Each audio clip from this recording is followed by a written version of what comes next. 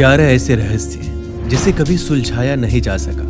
ये कैसे हुआ, क्यों हुआ, इसका कोई जवाब नहीं है। इस मिस्ट्रीज को हर एंगल से सुलझाने का प्रयास किया गया, फिर भी इसे सुलझाने में हर कोई विफल रहा। 6 इंच का इंसानी कंकाल। 2003 में चिली के एंटिकामा रेगिस्तान में 6 इंच का एक कंकाल मिला था, जिसके मजबूत दांत और बड़ी खोपड़ी थी, और इसे 1970 के करीब का माना गया। पहले तो इतने छोटे आकार के कंकाल को देखकर इसे किसी एलियन का कंकाल बताया गया, लेकिन बहुत सालों तक चले शोध के बाद बताया गया कि ये किसी इंसानी महिला का कंकाल है, जिसे बौनेपन की बीमारी होगी और उसकी मौत 6 से 8 साल की उम्र में हो गई होगी।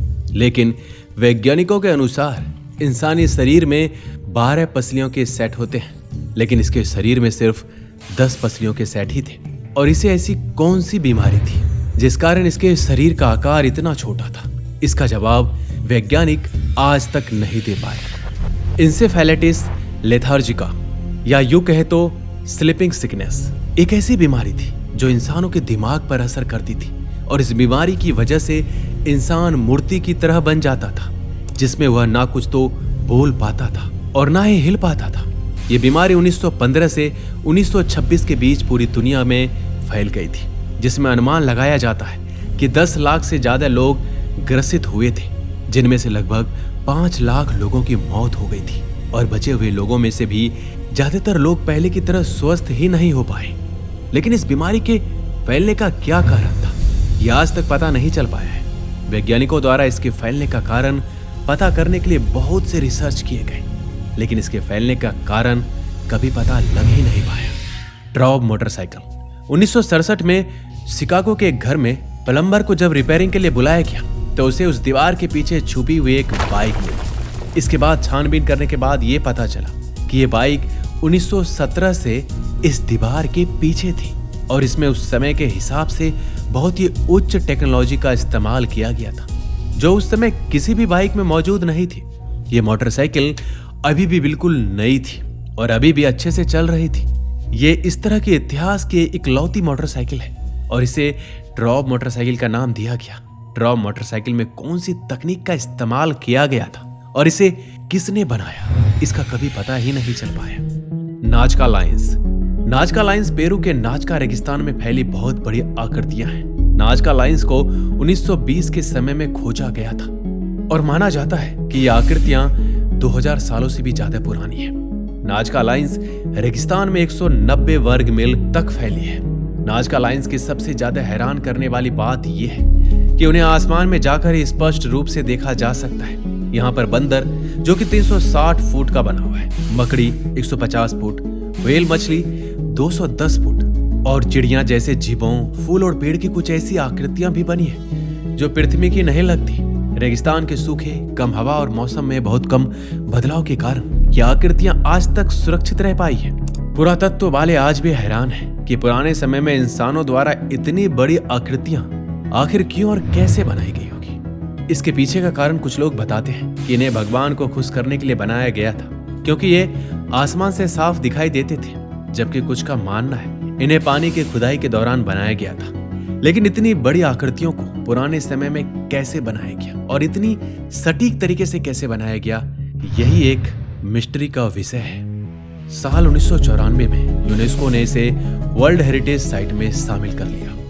हारोल्ड होल्ट ऑस्ट्रेलिया के 17वें प्रधानमंत्री थे, लेकिन 1967 में विक्टोरिया के सेवियोट बीच पर नहाते समय वो अचानक से गायब हो गए, और उनको ढूंढने के लिए पुलिस द्वारा बहुत ही बड़ा खोज अभियान भी शुरू किया गया, जो ऑस्ट्रेलिया के इतिहास की सबसे लंबे समय तक चलने वाला खोज था।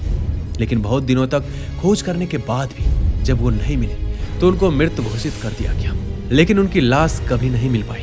उनकी मौत को लेकर बहुत से तर्क दिए गए। किसी का कहना था कि ये कोई षड्यंत्र था, तो किसी का मानना था कि ये कोई दुर्घटना थी। लेकिन असल में क्या हुआ था और उनकी लाश कहाँ चली गई, यह आज भी रहस्य ही बना हुआ है। Devils kettle. माइनेसोटा के judge C R Magney state park में डेविल्स केटल नाम का एक गड्ढा है, जो पत्थरों के बीच मौजूद है, और नदी का आधा पानी इसी गड्ढे में जाता है। लेकिन रहस्य की बात तो ये है, इस गड्ढे में जाने वाला पानी कहाँ निकलता है, इसका आज तक पता ही नहीं चल पाया। लोगों द्वारा इस गड्ढे में डाई, पिक पॉक बॉल्स और जीपीएस ट्रैकर जैसी बहुत सारी चीजें फेंकी गई, लेकिन ये चीजें कभी भी मिल ही नहीं पाई और शोधकर्ता के लिए आज तक ये एक रहस्य ही बना हुआ है। रहस्यमयी सैटेलाइट।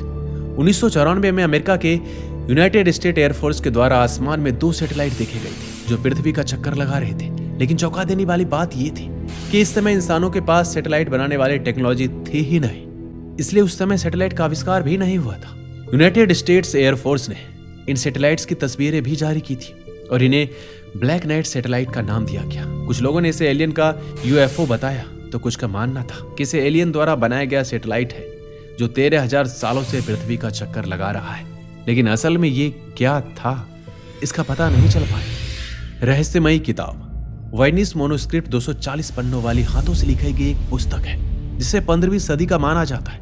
इस पुस्तक को एक रहस्यमयी पुस्तक माना जाता है क्योंकि इसे पूरी तरह एक अज्ञात भाषा में लिखा गया था जिसे कोई भी पढ़ नहीं सकता। इस पुस्तक में अभी 240 पन्ने हैं, लेकिन माना गया है कि इसके बीच के बहुत से पन्ने गायब है।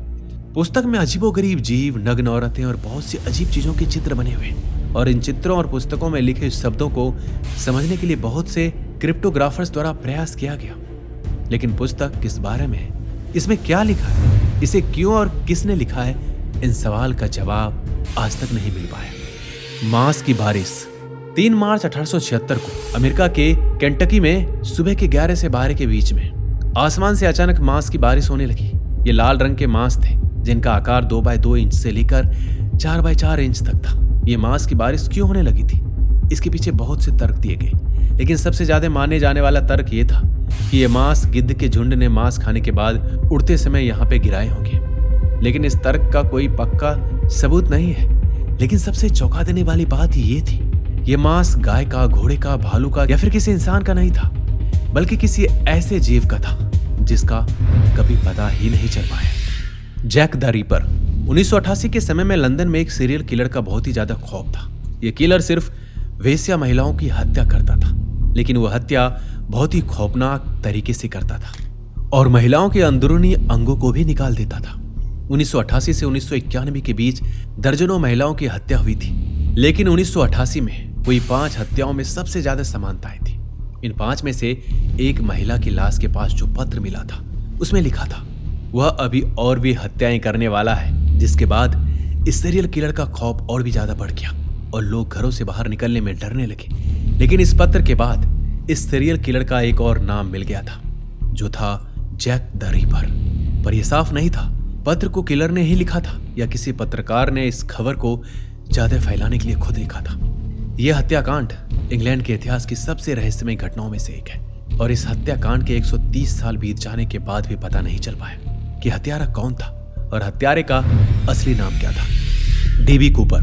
अमेरिका के डीबी कूपर को दुनिया का अब तक का सबसे शातिर और रहस्यमय चोर माना जाता है, जिसे कभी पकड़ा ही नहीं जा सका। 24 नवंबर 1971 को डीबी कूपर ने बोइंग 727 प्लेन को हाईजैक कर लिया था। $2 लाख और 4 पैराशूट की मांग की थी और मांग पूरी हो जाने के बाद वह पैसों के साथ प्लेन से कूद गया। प्लेन से कूद जाने के बाद डीबी कूपर को ढूंढने के लिए बहुत से खोज अभियान चलाए गए और यह अमेरिका के इतिहास का सबसे लंबा चलने वाला केस था, लेकिन इस शातिर चोर का कभी पता ही नहीं चल पाया। दोस्तों, इस वीडियो में बस इतना ही। और भी मिस्टीरियस वीडियो के लिए आप हमारे चैनल को सब्सक्राइब कर सकते हैं। मिलते हैं अगले वीडियो में। अपना ख्याल रखिएगा।